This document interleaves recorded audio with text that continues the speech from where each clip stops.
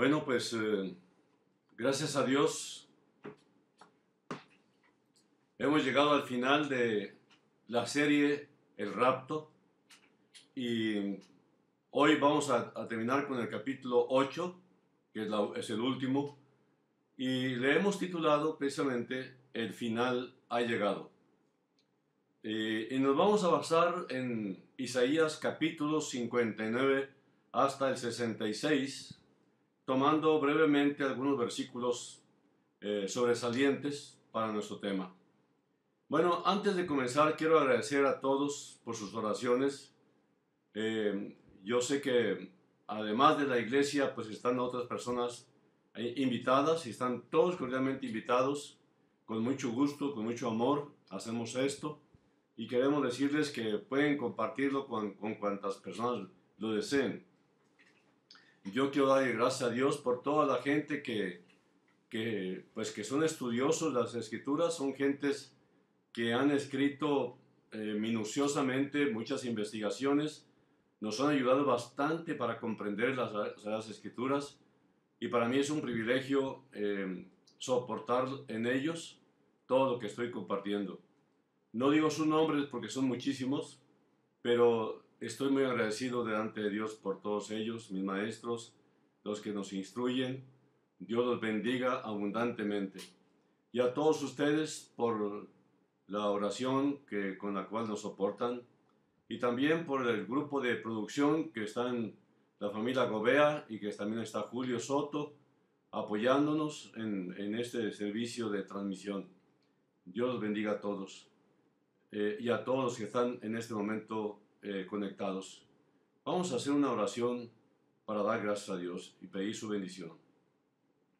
Padre, antes de trazar tu santa palabra, primeramente te ruego que nos purifiques a nosotros que somos los medios de tu infinita gracia para transmitir este conocimiento, esta profundidad de tu palabra, por la cual te suplico que tu Espíritu nos ayude a comprender.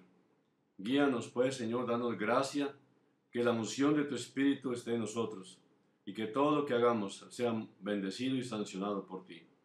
Bendice a todos los que en este momento están conectados y que están deseosos de aprender más acerca de las cosas que han de venir. Gracias, te lo pido todo en el nombre de Jesús. Amén. Bueno, también para dar respuestas a algunas preguntas que algunos hacen, pero nada más responderé una que me pareció muy importante definir o responder, porque muchos no saben qué significa G316. Significa generación 316, precisamente por Juan 3:16, porque de tal manera amó Dios al mundo. O sea, por causa de ese amor se fundó esta obra desde hace muchísimos años y se le dio nombre hasta hace unos pocos años. Realmente toda esta obra es de gracia, es regalado, es un trabajo que recibimos de unos misioneros maravillosos, Emilio y su esposa Irene Underwood y toda su familia estuvieron aquí en Monterrey y de Monterrey a México y estuvieron haciendo la obra preliminar, inicial, de tal manera que ha aprendido ahora de una manera internacional. Gracias a Dios por ellos que ya están en el cielo y gracias a Dios por su familia que aguantó sus viajes misioneros. Bueno, el tema es muy interesante porque se basa sobre el profeta Isaías y quiero decirles que esta es la última sección del libro de Isaías, la parte final del libro de Isaías, que abarca desde el capítulo 59 hasta el capítulo 66, en donde cubre los eventos finales de la historia mundial y es muy similar al libro de Apocalipsis. El libro de Isaías es en muchos sentidos una Biblia en miniatura. Se divide como está dividida la Biblia. La Biblia tiene 66 libros e Isaías tiene 66 capítulos. El Antiguo Testamento tiene 39 libros y la primera división de Isaías tiene 39 capítulos. El Nuevo Testamento tiene 27 libros y la segunda mitad de Isaías tiene 27 capítulos. El tema del último capítulo de Isaías es el tema del último capítulo de la Biblia, el fin. Entonces Mateo cita las palabras de Jesús: este evangelio del reino será predicado en toda la tierra para testimonio a toda nación, y entonces vendrá el fin, dice Mateo 24:14. Ese es ese final que el que Isaías trae ante nosotros ahora en estos capítulos finales de su profecía, comenzando con el capítulo 59 hasta el final. Este capítulo responde a la pregunta que muchos se hacen hoy en día: ¿por qué el mundo está en tal lío? ¿Por qué está tan desbaratado? ¿Por qué tanto problema? Si Dios realmente está dirigiendo o tiene el control de este mundo, ¿por qué lo está haciendo tan mal? Algunos lo preguntan así irónicamente. Algunos sienten que incluso ellos podrían hacer un mejor trabajo que Dios. Entrando al capítulo inmediatamente 59, y quiero advertirles, a lo mejor me paso de la hora, no estoy seguro, voy a procurar hacerlo lo más compacto posible, este estudio. Es el final, al fin y al cabo, de la serie. Volviendo al punto, la respuesta de Dios a estas preguntas se da en las palabras iniciales del capítulo 59 de Isaías. En primer lugar, se nos habla de la confesión del pecado de Israel, que es la base de todo lo que han sufrido. Dice en los versículos primeros, del 1 al 3, he aquí que no se ha acortado la mano de Jehová para salvar, ni se ha agravado su oído para oír, pero vuestras iniquidades han hecho división entre vosotros y vuestro Dios, y vuestros pecados han hecho ocultar de vosotros su rostro para no oír. Porque vuestras manos están contaminadas de sangre, y vuestros dedos de iniquidad. Vuestros labios pronuncian mentira, hacen maldad, habla maldad vuestra lengua. Bueno, el problema no es con Dios, sino con el mismo hombre.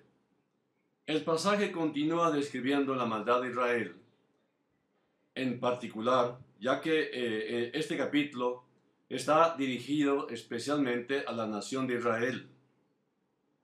Y más allá de eso, por medio de Israel va hacia el mundo entero. Así que lo que Dios quiera decirnos, lo va a decir a través de Israel, en este caso. El apóstol Pablo cita los versículos 7 al 8 en Romanos 3, ya en el Nuevo Testamento, para mostrar que esto se aplica a toda la raza de los hombres. Dice en Romanos 3, 14 al 18, su boca está llena de maldición y de amargura, sus pies se apresuran para derramar sangre, quebranto y desventura hay en sus caminos, y no conocieron camino de paz, no hay temor de Dios delante de sus ojos. Romanos 3, 14 al 18. Y en Isaías 59, 7 al 8, que es a donde nos estamos refiriendo también, dice la base fundamental de donde Pablo nos dice en Romanos esto: sus pies corren al mal, dicen ya en el profeta Isaías, se apresuran para derramar la sangre inocente, sus pensamientos de iniquidad, destrucción y quebrantamiento hay en sus caminos, no conocieron camino de paz, ni hay justicia en sus caminos. Sus veredas son torcidas, cualquiera que por ellas puede no conocerá paz. Isaías 59, 7 y 8. Bueno, esta es una excelente descripción de lo que los teólogos llaman la depravación del hombre. Dios dice que algo anda mal con nosotros. Es una absoluta tontería negarlo. No seríamos honestos no aceptar que nosotros somos los responsables de cómo anda el mundo. Al final de la Segunda Guerra Mundial, Winston Churchill, un gran historiador por derecho propio, diría yo, él escribió estas palabras. Lo cierto es que mientras los hombres estén acumulando conocimiento y poder a una velocidad cada vez mayor, sus virtudes y su sabiduría no han mostrado ninguna mejora notable a lo largo de los siglos. Bajo suficiente estrés, hambre, terror, pasión guerrera o incluso un frío frenesí intelectual, el hombre moderno que conocemos también hará las acciones más terribles y su mujer moderna lo respaldará. Eso lo dijo Winston Churchill. Bueno, eso confirma elocuentemente lo que declara Isaías. El problema no es tanto la presencia del pecado humano, porque Dios tiene una respuesta para eso, que la estableció en el capítulo 53 de Isaías, en la maravillosa historia de aquel que fue herido por nuestras rebeliones, molido por nuestros pecados. El castigo de nuestra paz fue sobre él, y por su llaga fuimos nosotros curados. 53:5 de Isaías. Sí, Dios tiene una propuesta completa al dilema del mal humano. Pero el problema que separa al hombre de Dios es la falta de voluntad para admitir este mal. Eso es lo que impide que Dios actúe en nuestro nombre. Si vienes con un corazón humilde y arrepentido, puedes obtener cualquier cosa de Dios. Pero si vienes con una excusa de autojustificación, Dios no te dará nada. El hombre es extrañamente reacio a admitir que está contribuyendo a los problemas que enfrenta. Cada ser humano que nace es una contribución a la maldad de este mundo, porque cada uno trae una naturaleza corrupta de nacimiento. El ser humano nace pecador antes de empezar a pecar, porque es la naturaleza caída que Adán nos heredó por su desobediencia a Dios. La gente parece estar ciega al hecho de que las formas egoístas y las acciones y actitudes egocéntricas están directamente conectadas con los terribles males que inundan nuestra tierra y llenan los noticieros hoy. Es muy difícil hacer que acepten el hecho de que la ira de Dios viene sobre la humanidad debido a nuestras actitudes y acciones incorrectas. Es por eso que abunda tanto el mal. El abuso de drogas, el abuso de menores, las golpizas a las esposas, el incesto, la homosexualidad, la pornografía y otras cosas terribles que se han añadido a través de los años. Curiosamente, parece que somos incapaces de hacer nada al respecto. Solo empeoran de generación en generación. En los versículos 9 y 10 de Isaías 59. Sin embargo, hay un cambio dramático aquí. Aparece un grupo que admite su parte en el problema. Son el remanente de Israel, el pequeño grupo de judíos creyentes que reconocen que se han equivocado. Ellos dicen en el versículo 9, por esto se alejó de nosotros la justicia y no nos alcanzó la rectitud.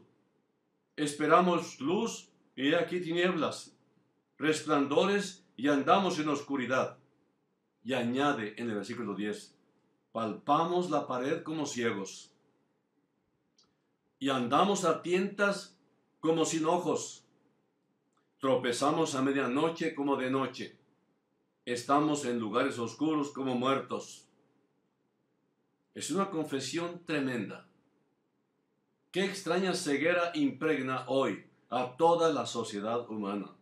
La confesión continúa aquí en el 11 al 13. Dice, gruñimos como osos todos nosotros y gemimos lastimeramente como palomas. Esperamos justicia y no la hay, salvación y se alejó de nosotros, porque nuestras rebeliones se han multiplicado delante de ti y nuestros pecados han atestiguado contra nosotros, porque con nosotros están nuestras iniquidades y conocemos nuestros pecados.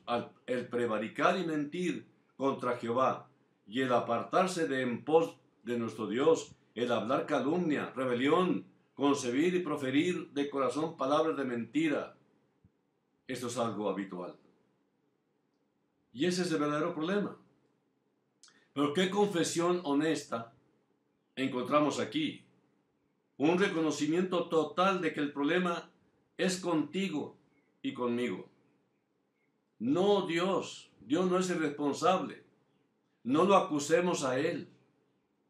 Él está siempre con pensamientos de bien para todos nosotros, pero nuestra iniquidad, el pecado, siempre está a flor de piel en nosotros. Y Dios nos ama, pero de ninguna manera pasará por alto el pecado de cada uno de nosotros. Hay una respuesta divina inmediata a esa confesión sincera. Y el derecho se retiró, continúa el 14. Y la justicia se puso lejos, porque la verdad tropezó en la plaza y la equidad no pudo venir. Y la verdad fue detenida y el que se apartó del mal fue puesto en prisión. Y lo vio Jehová y desagradó a sus ojos porque pereció el derecho. Y vio que no había hombre y se maravilló que no hubiera quien se interpusiese y lo salvó su brazo y le afirmó su misma justicia. Pues de justicia se vistió como de una coraza con yelmo de salvación en su cabeza. Tomó ropas de venganza por vestidura y se cubrió de celo como de manto. Esto es mirar hacia el día, descrito en el libro de Apocalipsis y otros lugares. Cuando Dios comenzará a juzgar el mal en los corazones humanos, Dios actúa inmediatamente con este fin. Él siempre está interviniendo. Por eso dice Juan 3:16, es tanto el amor de Dios, porque de tal manera amó Dios al mundo, que ha dado a su Hijo unigénito, para que todo aquel que en Él cree no se pierda, mas tenga vida eterna. Realmente vendrá a Sión como Redentor. Sión es Jerusalén. A los que en Jacob se apartan de la transgresión, vendrá a ellos, dice el Señor, como Redentor. Y este es el segundo regreso de Jesús, cuando viene a Israel para librarlos de su maldad. Como Redentor de Israel, viene a Sión, que es Jerusalén, para comenzar su trabajo restaurador. El tiempo que viene es un tiempo que todavía tiene que sufrir Israel. Va a pasar por esta tribulación terriblemente, pero traerá repercusiones mundiales, aunque es contra el pueblo de Israel. Pero al final del tiempo Dios bendecirá a Israel, porque todos lo verán cuando venga, y se avergonzarán de haber rechazado a aquel que de hace 2000 años se presentó como la respuesta profética de que él era el Mesías, pero el pueblo lo rechazó. En Isaías 60 es otra descripción entusiasta de la bendición de Israel después de su restauración. Este es un hermoso relato de lo que los estudiantes de profecía llaman el milenio. Los 1000 años de bendición que siguen a la restauración de Israel a su Dios, y comienza con un llamado a la nación para que se ponga de pie y se regocije en su liberación. Y luego en Isaías 60, 1 al 3, habla de la futura gloria de Sión. Levántate, resplandece, porque ha venido tu luz, y la gloria de Jehová ha nacido sobre ti. Porque he aquí que tinieblas cubrirán la tierra, y oscuridad las naciones, mas sobre ti amanecerá Jehová, y sobre ti será vista su gloria. Y andarán las naciones a tu luz, y los reyes al resplandor de tu nacimiento. Espero que lean por sí mismos esta hermosa descripción poética de las bendiciones del milenio que vendrán, cuando Israel será la cabeza de las naciones en ese periodo de 1000 años, que es futuro todavía. El capítulo se cierra con un lenguaje que recuerda mucho al libro de Apocalipsis. Del 20 al 22 de Isaías 60 dice, no se pondrá jamás tu sol ni menguará tu luna, porque Jehová te será por luz perpetua, y los días de tu luto serán acabados, y tu pueblo, todos ellos serán justos para siempre. Heredarán la tierra, renuevo de mi plantío, obra de mis manos para gloriarme. El pequeño vendrá a ser 1000, el menor un pueblo fuerte. Yo, Jehová, a su tiempo haré que esto sea cumplido pronto. Todas las promesas de Dios hechas a Israel se cumplirán al pie de la letra. Por eso Israel no puede ser eliminado. Todavía Dios tiene compromiso con Israel, prometido a Abraham, a Isaac y a Jacob. Todas las promesas serán cumplidas. Estos grandes pasajes de Isaías esperan con ansias ese tiempo de gloria terrenal, cuando Israel será la primera de las naciones. Todo sucederá exactamente como se registra aquí en estas profecías, en esta profecía. Ahora, el 61, el capítulo 61 de Isaías es un flashback de los días de la primera aparición del Mesías. Se abre con sus propias palabras. Y aquí vemos en estos primeros versículos buenas nuevas de salvación para Sión, que es Jerusalén. El Espíritu de Jehová, el Señor, está sobre mí, porque me ungió Jehová. Me ha enviado a predicar buenas nuevas a los abatidos, a vendar a los quebrantados de corazón, a publicar libertad a los cautivos y a los presos apertura de la cárcel, a proclamar el año de la buena voluntad de Jehová y el día de venganza del Dios nuestro, a consolar a todos los enlutados, a ordenar a que a los afligidos de Sión se les dé gloria en lugar de ceniza, óleo de gozo en lugar de luto, manto de alegría en lugar del espíritu angustiado, y serán llamados árboles de justicia, plantío de Jehová para gloria suya. Versículos 1 al 3 de Isaías 61. Así que el Evangelio de Lucas registra que Jesús fue a la sinagoga de Nazaret en una ocasión, como era su costumbre, y pidió el rollo del profeta Isaías, lo desenrolló hasta que encontró el lugar donde están escritas estas palabras. Volviéndose a este mismo lugar, leyó este pasaje sobre el Espíritu viniendo sobre él, ungiéndolo, y que fue llamado a predicar el Evangelio, a vendar a los quebrantados de corazón, a proclamar la libertad a los cautivos, etcétera, etcétera. Esto que Jesús dijo ya estaba escrito por el profeta Isaías.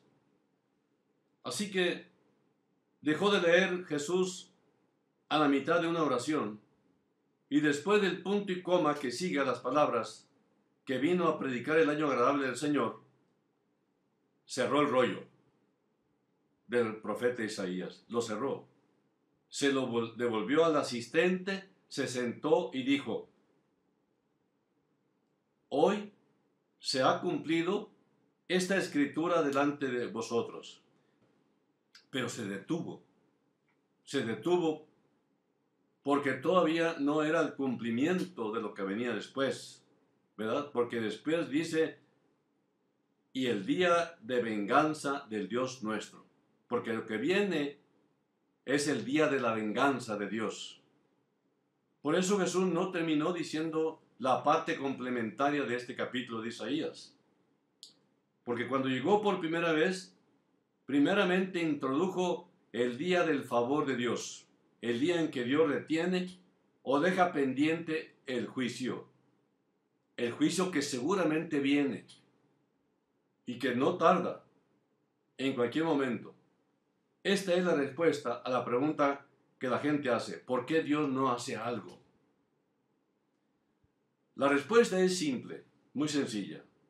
Es porque la gente le está dando una oportunidad a la gente para que nadie perezca, sino que todos procedan al arrepentimiento. Si el Señor hoy estableciera o cumpliera su juicio, millones en todo el planeta morirían condenados al infierno. Cuando comienza a juzgar, el Señor juzgará al mundo entero, a todos, sin excepción. Solo aquellos que ya se han inclinado a su voluntad escaparán del castigo de ese juicio, que por el momento está retenido. ¿Por qué? Porque está dando oportunidad a la humanidad a que se arrepientan y sean salvos. Y entonces comenzará el día de la venganza de nuestro Dios. La frase que Jesús no leyó ese día en la sinagoga es precisamente esa: que el día de la venganza de nuestro Dios viene. Este punto y coma se le ha denominado el punto y coma más largo de la historia, porque han pasado 2000 años y no se ha cumplido. El año del favor del Señor cubre ahora más de 2000 años, pero será seguido por el día de la venganza de nuestro Dios, después del arrebatamiento de la iglesia. Noten el contraste entre el año de su gracia y el día de la venganza. A Dios no le gusta la venganza, no se deleita en el juicio. Isaías lo llama su obra extraña, su extraña operación en Isaías 28:21. Pero debe hacerse eventualmente, aunque será lo más breve posible. Y esto es lo que la profecía registra como el tiempo del fin. El resto del capítulo y todo el capítulo 62 continúa describiendo la restauración de Israel. Todo esto se aplica a nosotros espiritualmente como una descripción de nuestra relación permanente con Dios y describiendo la seguridad del creyente. En Isaías 62, 3 y 4 dice: y serás corona de gloria en la mano de Jehová y diadema de reino en la mano del Dios tuyo. Nunca más te llamarán desamparada, ni tu tierra se irá más desolada, sino que será llamada Jefsibá, y tu tierra Beula, porque el amor de Jehová estará en ti, y tu tierra será desposada. Son promesas específicas, exactas, claras a Israel, que tienen aplicación espiritual para nosotros también. El último versículo del capítulo 62 también habla de esto, porque dice: y le llamarán pueblo santo, redimidos de Jehová, y a ti te llamarán ciudad deseada, no desamparada. Isaías 62:12. Este será el destino final de Jerusalén. Mientras tanto está sufriendo hoy, calamidad tras calamidad a través de muchísimos años, pero describe nuestro estado a los ojos de nuestro Señor. Somos aceptados en el amado que es Cristo Jesús. Aquí hago un paréntesis. Dios no tiene más que un solo hijo, y ese hijo se llama Jesús. ¿Cómo es que nosotros podemos llegar a ser hijos de Dios si Dios no tiene más que un solo hijo? Bueno, aquí lo dice en Efesios 1:6, que nos aceptó en el amado de Él, que es Cristo Jesús. Por tanto, todo aquel que recibe por la fe a Cristo Jesús es incluido a la familia de Dios con todos los derechos de Jesús. Ahora, que este capítulo 63, que es en donde entramos ahora, es otra imagen del juicio de Dios. Representa al Mesías viniendo a Jerusalén desde el sur y entrando en un diálogo con los creyentes allí. Viene de Edom, en el Negev, con ropa empapada de sangre. Quienes lo ven venir hacen esta pregunta, pero habla del día de la venganza de Jehová. Y la pregunta está en el versículo 1, la primera parte dice: ¿quién es este que viene de Edom, de Bosra, con vestidos rojos? Este hermoso en su vestido, que marcha en la grandeza de su poder. ¿Quién es? Bueno, Jesús responde: yo, el que hablo en justicia, grande para salvar. Y ellos responden: ¿por qué es rojo tu vestido? Dice el versículo 2. Y tu ropa es como del que ha pisado en lagar. Y la respuesta del Señor es: he pisado yo solo el lagar. Y de los pueblos nadie había conmigo. Los pisé con mi ira y los hollé con mi furor. Y su sangre salpicó mis vestidos y manché todas mis ropas, porque el día de la venganza está en mi corazón y el año de mis redimidos ha llegado. Isaías 63, 3 y 4. El paralelo a esto se encuentra en el capítulo 14 del libro de Apocalipsis, donde el apóstol ve a un ángel que sale del cielo con una gran hoz en la mano. Es Apocalipsis 14, 18 al 20, que dice: Y salió del altar otro ángel que tenía poder sobre el fuego, y llamó a gran voz al que tenía la hoz aguda, diciendo, mete tu hoz aguda, y vendimia los racimos de la tierra, porque sus uvas están maduras. Y el ángel arrojó su hoz en la tierra, y vendimió la viña de la tierra, y echó las uvas en el gran lagar de la ira de Dios. Y fue pisado el lagar fuera de la ciudad, y del lagar salió sangre hasta los frenos de los caballos por 1600 estadios. Y bueno, dice en otra versión, refiriéndose a esta parte de los 1600 estadios, dice en el versículo 20, las uvas fueron pisadas en el lagar fuera de la ciudad, y del lagar brotó un río de sangre de unos 300 kilómetros de largo que llegaba hasta los frenos de un caballo. Entonces los 1600 estadios equivale a 300 kilómetros de largo. Esto viene en la nueva traducción viviente. Bueno, tal vez ustedes preguntan, bueno, ¿qué es un lagar que se está pisoteando ahí, verdad? Bueno, el lagar es el depósito donde ponen las uvas, se pisotea, o antiguamente lo hacían, para sacar el jugo de ese lugar, de uva. Bueno, esa medida es de unas 200 millas, más o menos, hablando en millas, que es la distancia desde el Líbano del norte hasta Edom, en el sur de Israel. Toda la tierra estará cubierta de sangre por la gran batalla de Armagedón, la guerra que acaba con las luchas de la tierra, como se describe en otras escrituras.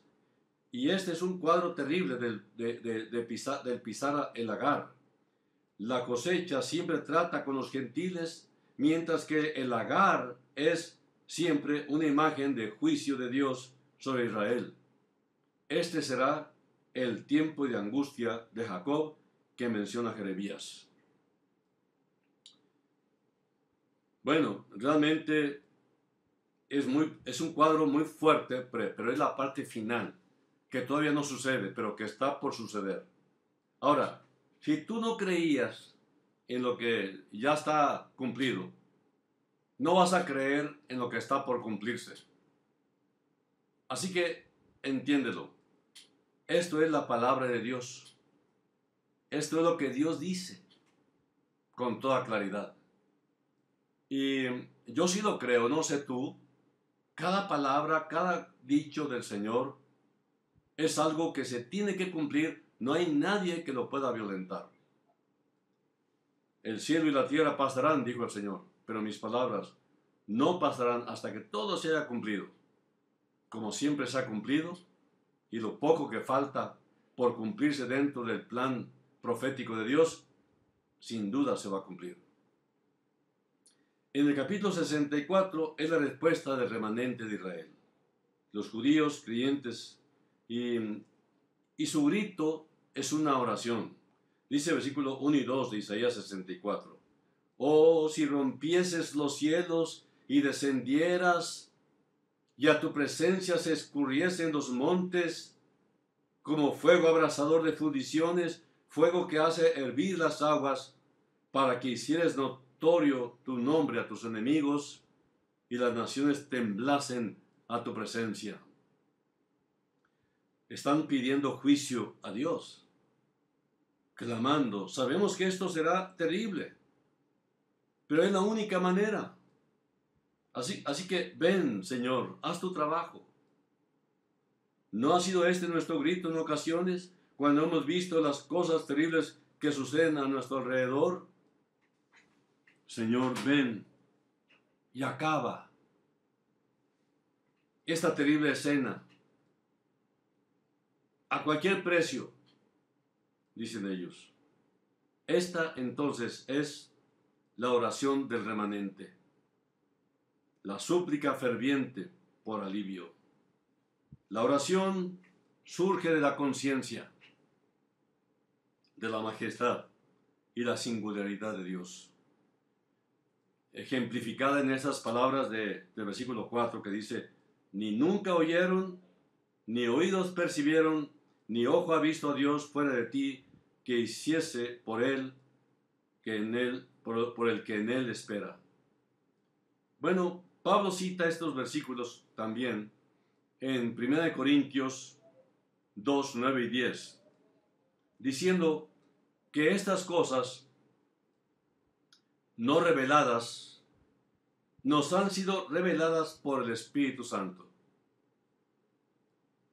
Si quieres ver a Dios, conocer a Dios, entonces escudriña su palabra, estúdialo, piénsalo bien, deja que el Espíritu de Dios te enseñe la majestad de Dios, porque eso es lo que ha venido a hacer. En los capítulos 65 y 66 de Isaías dice, Dios responde a todo esto en los capítulos. Y dice en el versículo 1, fui buscado por los que no preguntaban por mí. Fui hallado por los que no me buscaban. Dije a gente que no invocaba mi nombre, heme aquí, aquí estoy. Primero le recuerda a Israel que Él siempre ha estado disponible para ellos. Si tan solo estuvieran listos para volverse hacia Él. Dios está diciendo, clama a mí, yo te voy a responder. Lo prueba al señalar que ha estado disponible incluso para los que no son judíos, los gentiles. No solo al pueblo elegido, sino también a los gentiles. Habla de los gentiles, pero ¿e Israel? Bueno, de ello dice, extendí mis manos todo el día, dice el versículo 2 del 65. A pueblo rebelde, el cual anda por camino no bueno, en pos de sus pensamientos.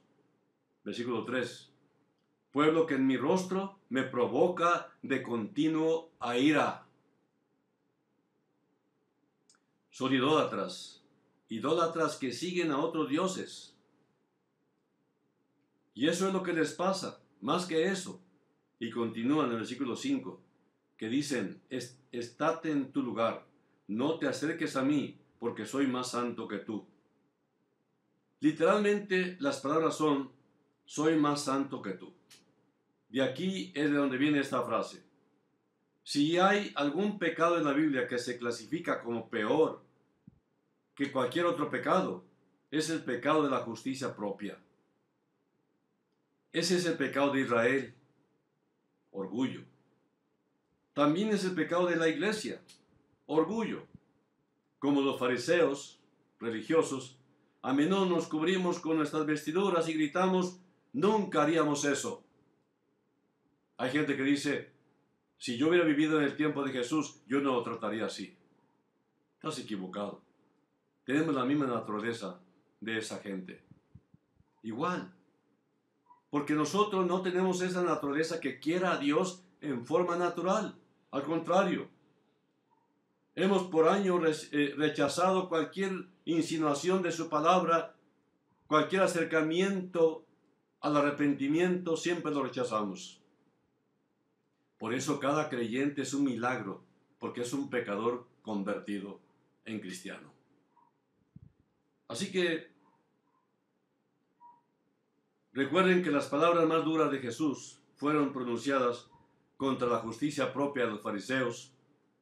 Ninguno de nosotros sabe lo que haríamos, dadas ciertas circunstancias, si pensáramos que podríamos salirnos con la nuestra, o que todo lo demás lo estuvieran haciendo. Y ese es el terrible mal del corazón humano. Egocentrismo, egoísmo, orgullo, altivez de rostro. Pero después del tiempo del juicio sobre Israel, Dios cumplirá todas sus promesas hechas a ellos. Una vez más, hemos descrito aquí las hermosas condiciones del milenio. El milenio es el evento después del arrebatamiento de la iglesia, la tribulación, y viene el milenio como punto final. Comenzando con la promesa en última instancia de un cielo nuevo y tierra nueva. Dice Isaías 65, 17 al 20, porque he aquí que yo crearé nuevos cielos y nueva tierra, y de lo primero no habrá memoria, ni más vendrá al pensamiento. Mas os gozaréis y os alegraréis para siempre en las cosas que yo he creado, porque he aquí que yo traigo a Jerusalén alegría y a su pueblo gozo, y me alegraré con Jerusalén y me gozaré con mi pueblo, y nunca más se oirán en ella voz de lloro ni voz de clamor. No habrá más allí niño que muera de pocos días, ni viejo que sus días no cumpla, porque el niño morirá de 100 años, etc. Tremenda promesa. Isaías 65, 17 al 20. Es decir, cuando un niño tiene 100 años, es todavía un niño. Aunque tenga 100 años, sigue siendo niño. La longevidad del mundo antiguo volverá de nuevo en ese tiempo, llamado el milenio. O sea, cuando Cristo reinará sobre la tierra durante 1000 años. Y continúa diciendo el versículo 20, y el pecador de 100 años será maldito. Entonces, dice más adelante, edificarán casas y morarán en ellas, plantarán viñas y comerán el fruto de ellas. No edificarán para que otro habite, ni plantarán para que otro coma, porque según los días de los árboles serán los días de mi pueblo. Hasta el 22 leí aquí. Qué hermoso cuadro de la restauración de Israel. Isaías cierra con palabras que describen el cambio que ocurrirá en el reino animal también. Dice Isaías 65, 25, el lobo y el cordero serán apacentados juntos. ¿Te imaginas? Y el león comerá paja como el buey, y el polvo será el alimento de la serpiente. No afligirán ni harán mal en todo mi santo monte, dijo Jehová. Isaías 65, 25. El capítulo final del profeta Isaías, capítulo 66, continúa el diálogo entre Jehová e Israel, y lo fascinante de este capítulo es que es una respuesta directa al anhelo de muchos en Israel. Hoy es su anhelo de reconstruir el templo en el monte Moriah. Algunos han tenido una relación muy estrecha con los judíos que se han comprometido a reconstruir el templo en ese monte. Un templo. Están decididos a hacer esto y están trabajando de todas las formas posibles para lograrlo. Pero Dios tiene una palabra para ellos, que encontramos en las palabras iniciales de este capítulo 66, que dice, esto dice el Señor, el cielo es mi trono, y la tierra es el estrado de mis pies. ¿Podrían acaso construirme un templo tan bueno como ese? ¿Podrían construirme un lugar de descanso así? Con mis manos hice tanto el cielo como la tierra, son míos, con todo lo que hay en ellos. Yo, el Señor, he hablado. Bendeciré a los que tienen un corazón humilde y arrepentido, a los que tiemblan ante mi palabra. Isaías 66, 1 y 2. No es que no se vaya a construir el templo, se tiene que construir. Está profetizado. Será construido, eso que indiqué. Y en él se ofrecerán nuevos sacrificios de animales como se ofrecieron en los días de nuestro Señor.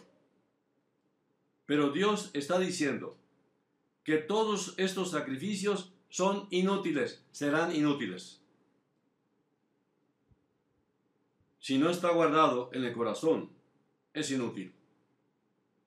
Continúa describiendo en un lenguaje mordaz lo que significarán los sacrificios de animales sin esa adoración del corazón. Dice, versículo 3, pero a los que escojan sus propios caminos y se deleiten en sus pecados detestables, no les aceptaré sus ofrendas. Cuando tales personas sacrifiquen un toro, será tan inaceptable como un sacrificio humano. Cuando sacrifiquen un cordero, será como si hubieran sacrificado un perro. Cuando traigan una ofrenda de grano, igual sería que ofrecieran sangre de cerdo. Cuando quemen incienso, será como si hubieran bendecido a un ídolo. Al estudiar el libro de Isaías, hemos visto cómo Dios odia la religión falsa, la religión idólatra. Odia el ritual y el ceremonial extremos y externo, que no tienen realidad interna. Y esto también será cierto en esos días. Permítanme señalar una palabra que él pronuncia aquí a los verdaderos creyentes en Israel, en el versículo 5 que dice, Isaías 66:5, oíd palabra de Jehová, vosotros los que tembláis a su palabra, vuestros hermanos que os aborrecen y os echan fuera por causa de mi nombre, dijeron, Jehová se ha glorificado, pero él se mostrará para alegría vuestra, y ellos serán confundidos. Luego, la maravilla más asombrosa de todos los tiempos se revela en los versículos 7 al 9. Antes que estuviese de parto, dio a luz. Antes que le viniesen dolores, dio a luz hijo. ¿Quién oyó cosa semejante? ¿Quién vio tal cosa? ¿Concebirá la tierra en un día? ¿Nacerá una nación de una vez? Pues en cuanto Sión estuvo de parto, dio a luz sus hijos. Yo que hago dar a luz, no haré nacer, dijo Jehová. Yo que hago engendrar, impediré el nacimiento, dice tu Dios. Ahora, ¿qué es todo esto? Lo más asombroso que ha sucedido en la historia de la humanidad es que Israel engendró un hijo llamado Jesús antes de que diera a luz. ¿Qué significa esto? Bueno, la gran tribulación y el juicio de Israel que se describen aquí es como una mujer en trabajo de parto. Y sin embargo, Israel se dará cuenta de que 2000 años antes de comenzar su trabajo de parto, ya había nacido un hijo. Y ese hijo es Jesús. Y esta es la gran maravilla de la época. Dios declara que la gente dirá, ¿quién ha oído tal cosa? ¿Que entonces una nación nacerá en un día? Cuando Jesús regrese y la nación vea quién es, los que crean en él serán hechos justos e inundarán la tierra con el conocimiento de Dios. Israel será testigo de Dios en ese día.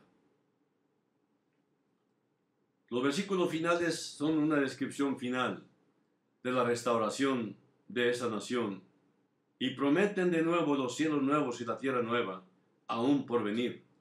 Versículos 22 y 23 de Isaías 66 dice, porque como los cielos nuevos y la nueva tierra que yo hago permanecerán delante de mí, dice Jehová.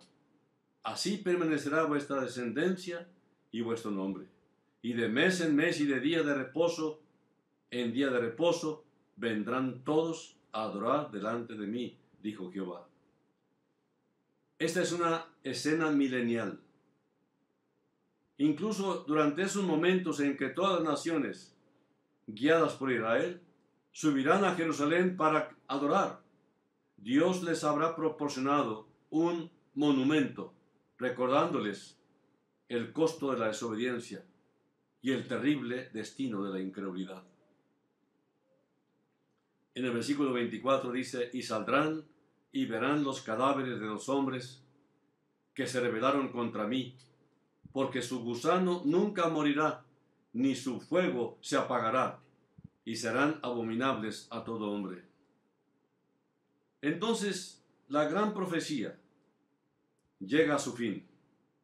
Nos quedamos con la pregunta, ¿conocemos verdaderamente a este Dios amoroso y paciente, terrible en su justicia, terrible en su fuerza y poder, pero tan fervientemente amoroso en su intento de atraer a los hombres a sí mismo? Esa es la gran pregunta. el nombre Isaías significa Jehová salva. Y eso es lo que Dios quiere, salvar. Para eso es todo lo que estamos haciendo. Para eso es todas estas predicaciones. Para eso es todo este conocimiento. Para esto vino Jesús, a buscar y a salvar lo que se había perdido. O sea, a ti te vino a buscar y te vino a salvar, porque estás perdido. Dice en 2 Pedro 3:9, Dios no quiere que nadie perezca, sino que todos lleguen al conocimiento del arrepentimiento. Permítanme cerrar con estas palabras de aquel gran filósofo británico, creo que británico, C.S. Lewis. En Dios te enfrentas a algo que es en todos los aspectos inconmensurablemente superior a ti mismo.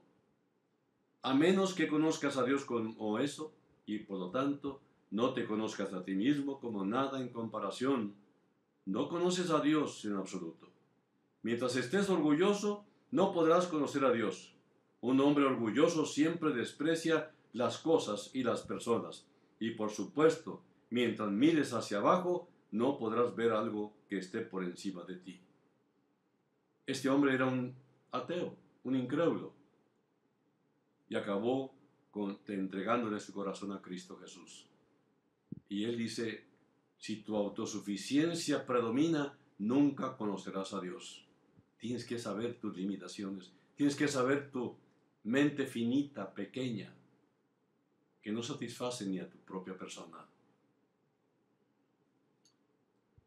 Gracias a nuestro Dios Padre por este conocimiento tan maravilloso, por estos personajes fieles que Dios usó, por estos hombres dones que nos regaló y aún en los tiempos presentes, algunos ya partieron a la eternidad, de donde proviene esta investigación minuciosa. ¡Qué maravilla es Dios! Que usa hombres tan limitados para enseñar sus grandes profundidades. Bien dijo el Señor, clama a mí y yo te responderé, y te enseñaré cosas grandes y dificultosas que tú no entiendes, que tú no comprendes. También dijo, pedid y se os dará, buscad y hallaréis, llamad y se os abrirá. Este es Dios, bien dispuesto, más dispuesto en darte que tú de recibir. El problema es la incredulidad, la autosuficiencia, el creernos dioses. Realmente no hemos entendido la razón del sacrificio de Cristo. No hay opción, no hay alternativa de salvación, solo Cristo salva. Y en ninguno otro hay salvación, porque no hay otro nombre debajo del cielo dado a los hombres, por medio del cual podemos ser salvos. Solamente Cristo. Cristo es singular. No hay nadie, ni siquiera al paralelo.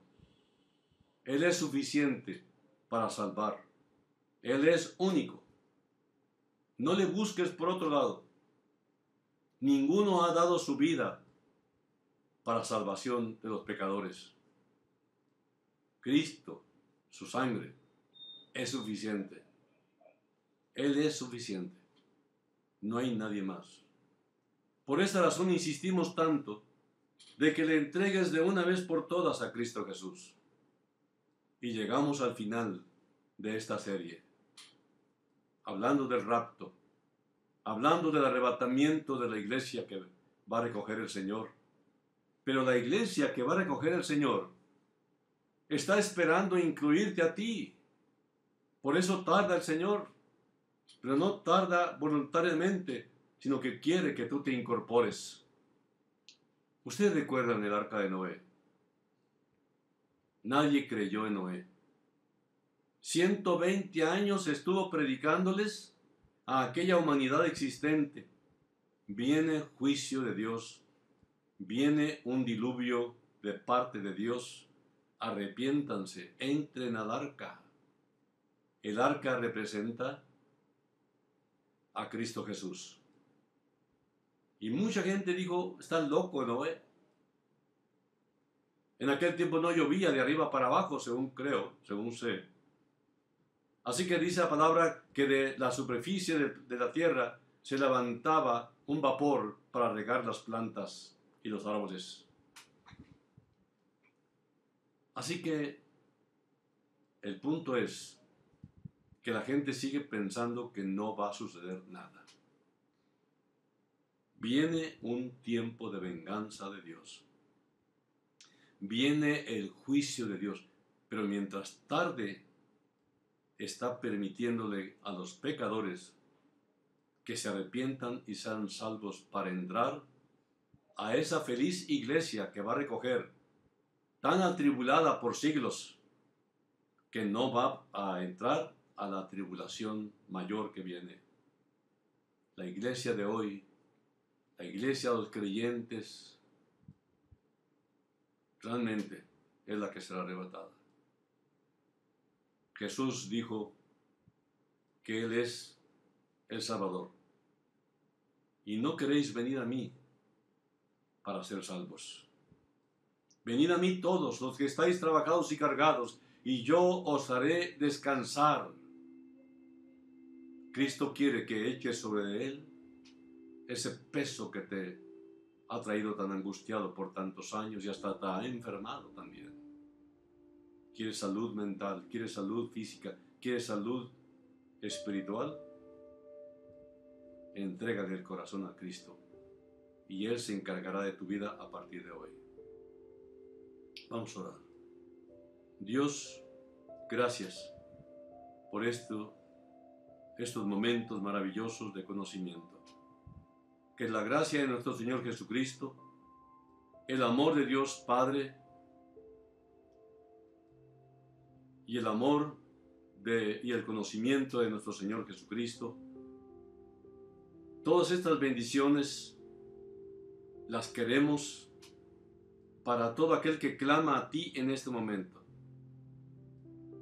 Clamamos a ti, Señor, con todo nuestro corazón, suplicándote que tu Espíritu Santo traiga convicción de pecado, de justicia y de juicio.